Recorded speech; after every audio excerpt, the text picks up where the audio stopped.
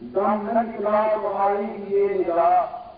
دم نہ نکلا تو آئے گی یہ نگاہ، جو محبوب سے تیری زلفوں کی ہوا چاہیے، کہاں نظر کی زبان کہاں سنائے محبوب دو جہاں، کہاں نظر کی زبان کہاں سنائے محبوب دو جہاں، ناک کے لیے مستان جامی محمد رضا چاہیے۔ ایک صحابہ صلی اللہ علیہ وسلم نے ارشاد فرمایا، اے ابو بکر صدیق جاؤ اس انگوٹھی پر اللہ کا نام لکھوا کر لے آؤ۔ حضرت صدیق اکبر رضی اللہ تعالیٰ عنہ گئے تو کاتب نے کہا کہ اس پر اللہ کا نام لکھ دو، ساتھ محمد صلی اللہ علیہ وسلم کا نام لکھ دو۔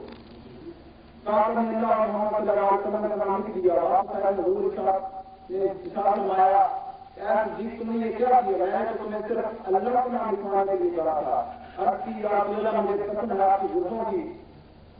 جب کاتب آپ اللہ کا نام لکھ رہا تھا تو میرے دل نے سوچا کہ جس جگہ پر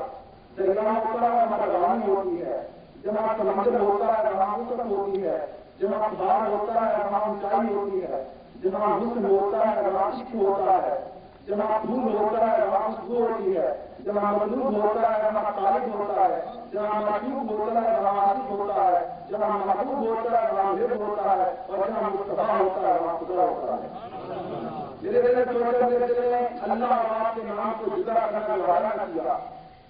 فرمایا یہ تو ٹھیک ہے لیکن تم نے یہ اپنا نام کیوں لکھوا دیا؟ عرض کی مجھے قسم ہے آپ کی زلفوں کی، میں نے اپنا نام نہیں لکھوایا۔ جبریل حاضر ہو گیا کہ یا رسول اللہ واقعی جبریل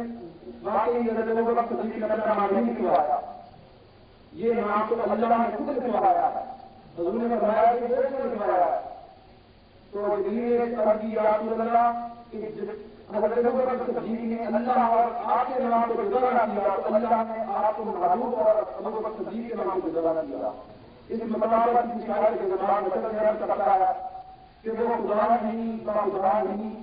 وہ خدا نہیں با خدا نہیں، مگر وہ خدا سے جدا نہیں، وہ ہے کیا اور وہ ہے کیا نہیں، یہ میرے حبیب کی بات ہے، نہ کہیں سے دور ہے منزلیں نہ کوئی قریب کی بات ہے، جسے چاہے نوازے میرے حبیب کی بات ہے، جسے چاہا اپنا بنا لیا جسے چاہا ڈر کے بلا لیا، یہ بڑے طرح کے ہیں فیصلے، یہ بڑے یقین کی بات ہے، ناز پڑی تو حضور نے ڈر کے بلا لیا، سمجھو کچھ قسمت اب جس پر ستار والی قسمت نصیب کی بات ہے۔